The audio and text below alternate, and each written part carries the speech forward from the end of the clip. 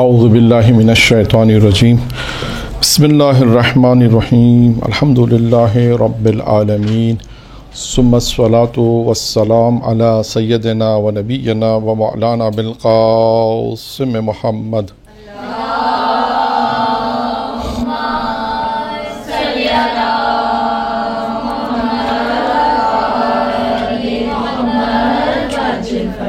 وآل بیتہ الطیبین الطاہرین المعصومین المنتخبین المیامین اما بعد۔ یہ روایت ہے ہمارے چوتھے امام امام زین العابدین علیہ الصلوۃ والسلام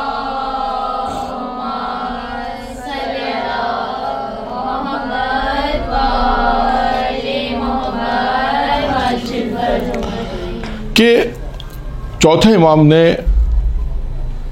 مرنے کے بعد جو سوالات پوچھے جائیں گے اس کو بیان کیا، یعنی انسان جب دنیا سے جائے گا تو اسے کیا پوچھا جائے گا وہ بیان کر دیا۔ وہ روایت میں وہ آ گیا، چوتھے امام نے ان چیزوں کو بیان کر دیا کہ دیکھو تم سے یہ پوچھا جائے گا، میں ابھی بتا دیتا ہوں۔ یعنی مرنے کا اللہ تم سے کیا پوچھے گا، میں ابھی پرچہ، یعنی آپ یہ کہیں آخرت کا پرچہ آؤٹ کر دیا، پرچہ لیک ہو گیا۔ اس کو آسان زبان میں ہم یہی کہہ سکتے ہیں کہ کوئی یہ نہ کہے کہ بھائی مولا ہمیں تو جب فرشتہ پوچھے گا تو وہ یہ نہ کہے کہ ہمیں تو نہیں معلوم تھا کہ بھائی اللہ ہم تو یہ بھی پوچھا جائے گا، ہمیں تو یہ نہیں معلوم تھا۔ اب چوتھے امام فرماتے ہیں مرنے کے بعد تم سے 4 سوالات پوچھے جائیں گے۔ ویسے تو بہت سارے، اس روایت میں 4 سوالات ہیں۔ مرنے کے بعد 4 سوالات پوچھے جائیں گے۔ پہلا سوال ہے تمہاری زندگی کے متعلق سوال ہوگا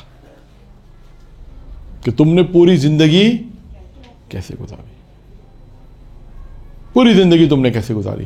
اب سوچیں جس کی زندگی جتنی گزری ہو، 20 سال 30 سال 40 سال 50 سال 60 سال، جتنی بھی زندگی گزری، اللہ اس پوری زندگی کے متعلق سوال کرے گا کہ زندگی تم نے کیسے گزاری۔ یہ انسان سوچ لے کہ سوال ہوگا مرنے کے بعد۔ اگر ہم کوئی وقت ضائع کر رہے ہیں، خدا نہ خواستہ کسی ایسے کام میں مصرف کر رہے ہیں جو خدا کی خوشنودی نہیں حاصل ہوتی، تو یہ جواب دینا پڑے گا۔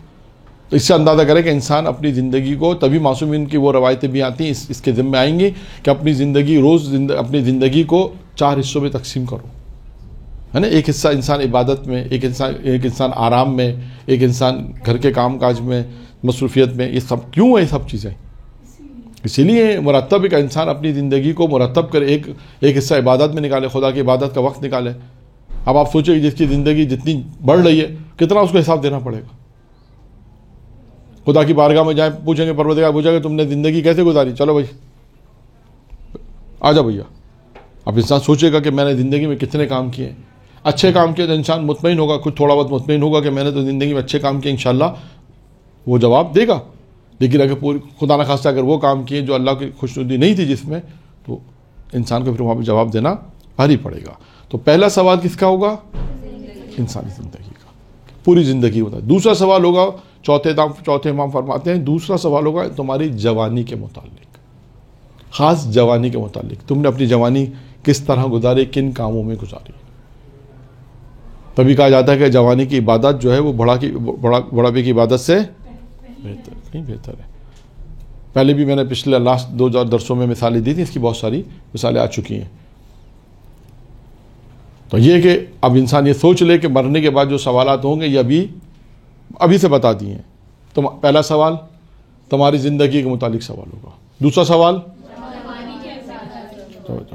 تم نے جوانی کس کاموں میں گزاری۔ تیسرا سوال تم نے مال کہاں سے حاصل کیا اور کہاں پر کیا۔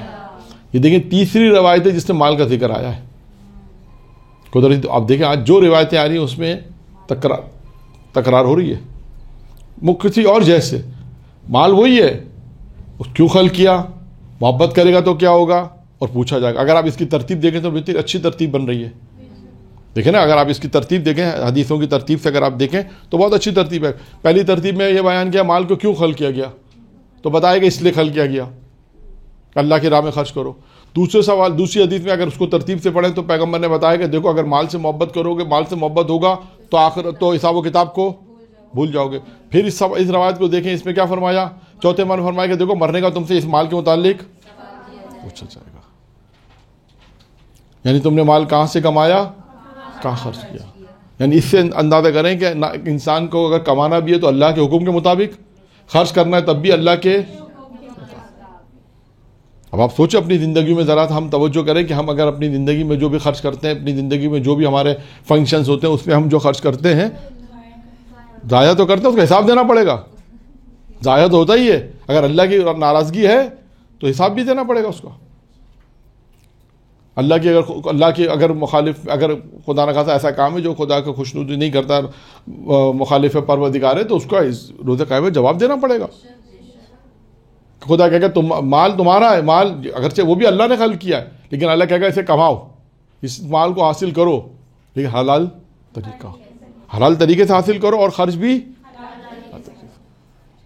یعنی آپ دیکھیں انسان کے اختیار میں، یعنی خدا نہ خاصا انسان یہ کہ نہیں میری مرضی، کہ میری مرضی، میں جیسے دل چاہے مال خرچ کروں، جیسے دل چاہے مال کماؤں. یہاں پر مرضی نہیں چلے گی، یہاں پہ مرضی نہیں چلے گی. یہاں پر یہ حکم خدا ہے کہ انسان خرچ بھی اللہ کی رضا کے مطابق کرے گا، کما بھی اللہ کی رضا کے مطابق ہے. ٹھیک ہے. چوتھا اور آخری سوال، چوتھے امام فرماتے ہیں چوتھا اور آخری سوال ہے جو پوچھا جائے گا مرنے کے بعد، ہماری ولایت کے متعلق پوچھا جائے گا.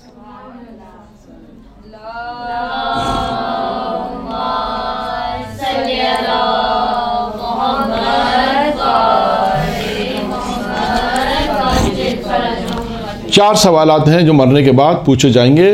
یہ چار سوالات بہت مختصر میں نے آپ کے سامنے بیان کیے ہیں. آپ اس کی تشریح آپ خود تلاش کریں. مجلس اگر آپ کو پڑھنی ہے تو یہ روایت پڑھ سکتی ہیں مجلس میں. اس کا درس دینا ہو تو درس میں بھی، اور آپ اس کے متعلق مختلف کتابوں میں آپ کو مواد ملے گا، میٹر ملے گا. اس ایک روایت کو آپ آرام سے کھول کے بیان کریں. میں نے تو صرف روایت بیان کر دی کہ یہ چار سوال ہیں جو آپ سے پوچھے جائیں گے مرنے کے بعد، اور آپ ان سوالات کو دوسروں تک منتقل کریں تاکہ ان کو بھی علم ہو کہ بھائی مرنے کے بعد کا جو پرچہ ہے وہ آؤٹ ہو چکا ہے، کوئی فکر کی بات نہیں ہے. جو سوال اللہ تم سے پوچھے گا مرنے کا جو پوچھے جائیں گے، چوتھے امام نے بیان کر دیے. درود پڑھے محمد وآلہ.